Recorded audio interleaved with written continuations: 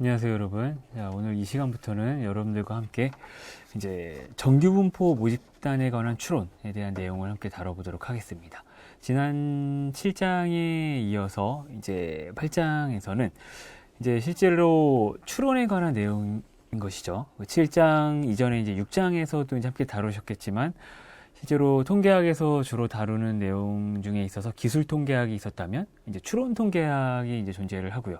근데 그 추론에 있어서는 실제로 모집단이라고 하는 전체 집단을 전부 조사하고 통계내는 것은 현실적으로 불가능하다기보다는 비효율적이고 현실적으로 불가능한 경우가 많기 때문에 표본을 추출해서 그 추출된 표본을 기반으로 실제 전체 집단에 대한 특성을 한번 추론해보자. 그리고 추론된 데이터를 기반으로 우리가 이제 예측해보고 그리고 불확실성을 띠고 있는 확률적인 개념을 통해서 실제로 뭐 내가 추론한 어떤 값들이 어떤 추정치들이 이러한 신뢰 구간 안에 속하는구나. 어느 정도 신뢰성을 가지고 추론을 했는지 그런 것 또한 이제 판단해 볼 수 있는 이제 내용이라고 할 수가 있겠습니다.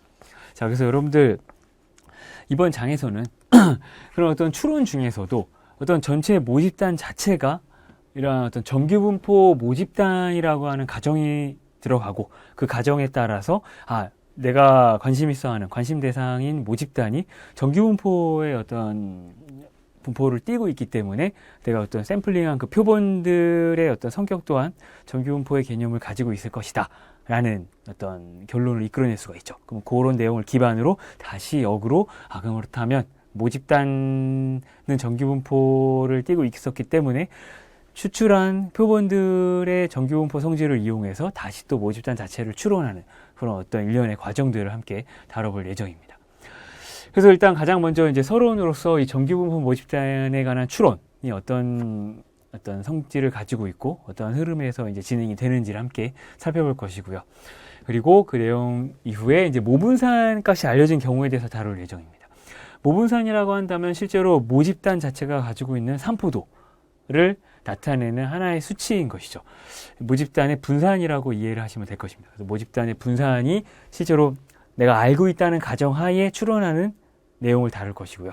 그리고 이제 그 다음에는 모분산 값이 알려지지 않은 경우, 실제로 모집단의 분산이라는 값 자체가 주어져 있다, 주어져 있지 않다라고 하는 것은 굉장히 추론에 있어서 큰 어떤 정보를 이제 알고 있다, 알고 있지 않다라는 개념이기 때문에 모집단을 알고 있을 때와 알고 있지 않는 경우를, 그리고 실제로 이제 현실 상황에서 봤을 때는 모집단의 모분산은 실제 데이터를 다 추출해서 알고 있지 않는 이상 모분산이 주어져 있는 경우가 많이 없는 상황이 많죠.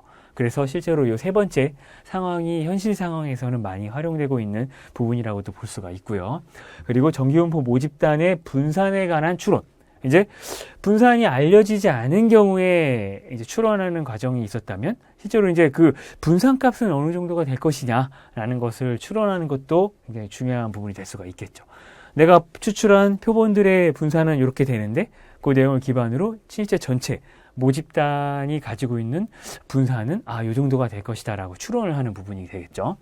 그리고 이제 모 비율에 관한 추론 또한 다룰 것이고요. 그리고 실제로 어떤 추론에 대한 어떤 적합도, 이게 적합하다 아니다 라는 어떤 그런 적합도에 대한 검정을 마지막으로 이제 정규분포 모집단에 대한 추론이 이제 마무리가 되게 됩니다. 그래서 여러분들 이러한 흐름으로 함께 이제 이 정규분포 모집단에 관한 추론 8장을 진행하고요. 가장 먼저 이제 여러분들 죄송합니다. 이제 이 서론에 대해서 바로 시작을 해보도록 하겠습니다. 자, 일단 여러분들 서론 같은 경우에는 자연과학이나 그냥 공학적 실험 자료, 여러분들께서 뭐 실험을 하시면서 데이터를 추출을 하시게 되겠죠.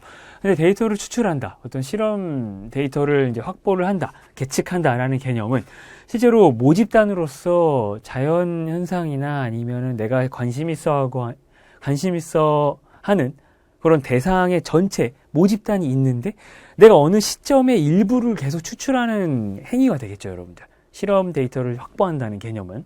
그런데 혹은 이제 사회 현상에 대한, 여러분 지난 시간이나 지지난 시간에서도 간단한 예제를 통해서 이제 보셨겠지만 관심 대상이 항상 뭐 자연 현상이나 어떤 공학적인 실험 대상만이 되는 것이 아니라 이런 어떤 사회 현상을 다룰 수도 있기 때문에 이런 현상에 대한 어떤 조사 자료들을 이제 많이 추출하게 되는 경우가 많다는 것이죠. 근데 그러한 어떤 자료들은 기본적으로 대부분 정규 분포를 따른다는 겁니다. 여러분들이 막 추출을 해서 관심 있어 하는 어떤 수치들을 어떤 확률 변수로 잡고 그 확률 변수에 대한 각각의 크기에 대한 확률 값들을 다 취해보면 그런 어떤 분포들이 정규 분포를 따르는 경우가 굉장히 많다는 것이죠.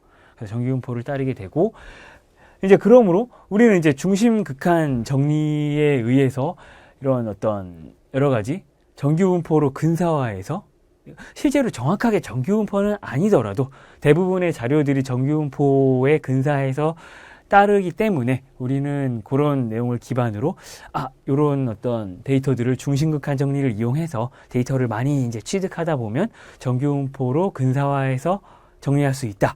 혹은 정규 분포로 근사화해서 수학적으로 정리하고 이걸 기반으로 내가 이제 정리를 해 나갈 수 있다는 개념이죠. 그래서 이제 중심극한 정리에 의해 정규 분포로 근사화가 가능하고요.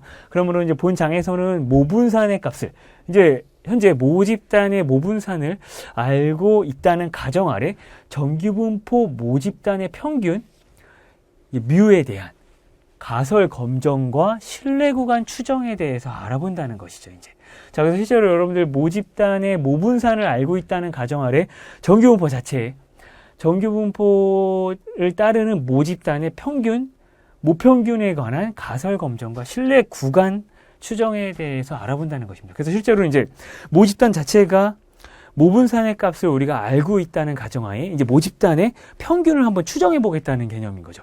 근데 하지만 이제 실제로 가설에 따라서 이제 가설을 하고 그 가설에 대한 뭐 기각을 할 수 있느냐 없느냐 이제 그런 개념들을 가지고 이제 신뢰 구간 또한 우리가 정의를 하면서 이러한 신뢰 구간 안에서 내가 가설 검정이 에 대한 내용을 이제 진행을 하겠다는 개념입니다. 그래서 이제 여러분들 가장 큰 개념으로서는 이제 대부분의 어떤 자료들이 대부분 정규분포를 따르기 때문에 그런 정규분포 모집단의 모분산을 알고 있을 때 그 상황에서의 모평균을 추정하는 그런 흐름을 함께 다뤄볼 예정이라는 것이죠. 그래서 그 부분 깊게 이해를 하시고요.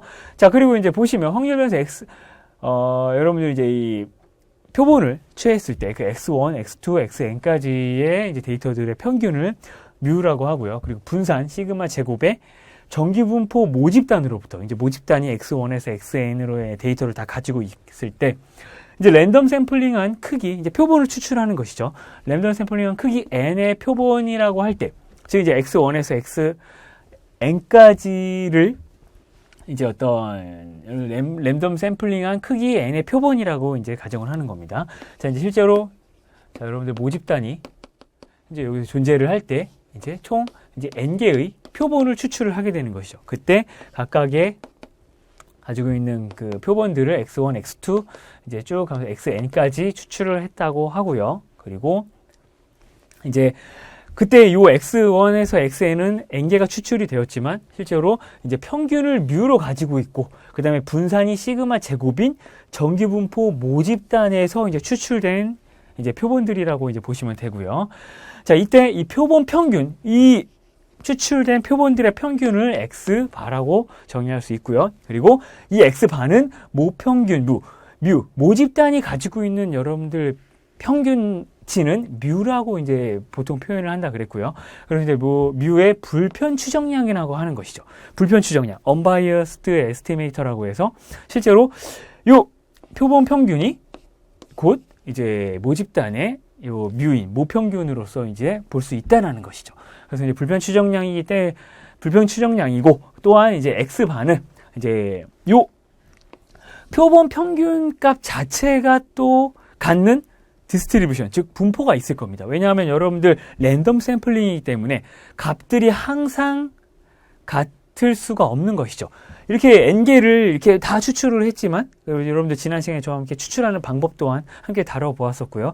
근데 현재로서는 이제 추출할 때 n개의 값들이 항상 일정하게 추출되는 것이 아니기 때문에 이 표본 평균 또한 어떠한 분포를 가지고 실제로 이제 도출될 수가 있는데 그 도출되는 그 분포값 자체가 이러한 정기분포를 띈다는 것이죠. 정기분포 모집단에서 추출을 했기 때문에 실제로 이 각각의 표본들이 갖는 평균 또한 이제 unbiased estimator로서 활용이 되지만 요 언바이어스 대 불편 추정량 또한 정규 분포. 요게 이제 써 있는 여러분들 노멀 디스트리뷰션을 띈다는 겁니다. 그래서 노멀 디스트리뷰션 이제 뮤, 콤마 이제 추출된 표본의 크기 개수 n 분의 실제로 이제 모집단의 분산을 알고 있기 때문에 여러분들 모집단의 분산을 알고 있기 때문에 그 분산 모집단의 분산 값을 적용시켜서 적어주면 요것이 바로 랜덤 샘플링한 표본의 실제로 이제 평균이 갖는 분산으로 볼 수가 있다는 겁니다.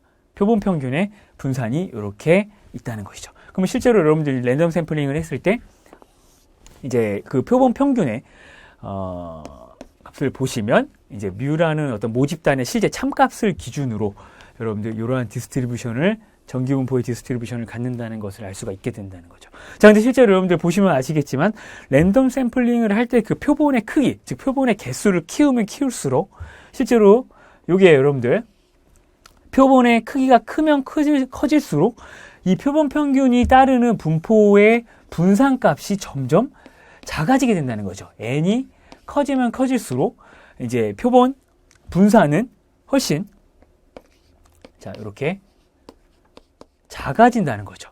근데 표본 분산이 여러분들 작아진다는 것은 무슨 의미입니까? 바로 이 평균에 대해서 평균치를 기준으로 산포도가 작아진다는 것이기 때문에 점점 이렇게 작아지면서 이 평균 값으로 모아진다는 것이죠.